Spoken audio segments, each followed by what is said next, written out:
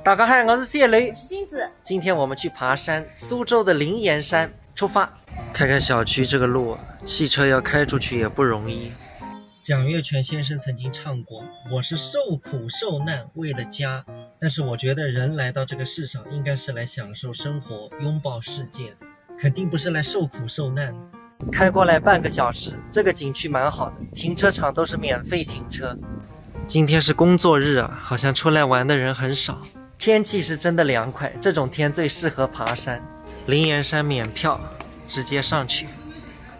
上次来灵岩山应该是20年前了，当时是外公外婆带我来，周围都是退休的叔叔阿姨啊，很久不爬山了，有点喘，还不如旁边那些老年人呢，他们上来气都不喘。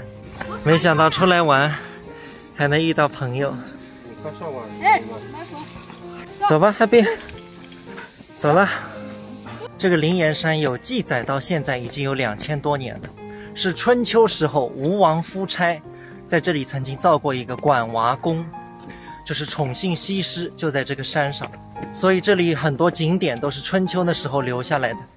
还有乾隆的御道，这是上山的石头啊，上面刻了2个字蒋介，不知道是巧合还是什么，有懂的朋友可以下面留言。好像到上面了，这里环境是没得说，真的好，还有很多人来野营。妻子快点走，我已经有点走不动了。这里好像才到半山腰吧，已经能看见太湖了。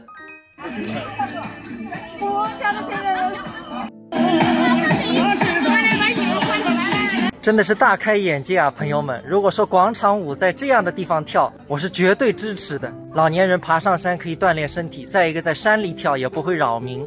朋友们，我们到顶了，半个小时。这里真的是一览无余啊，无中大地。对面应该是天平山吧，东方之门也看得很清楚啊。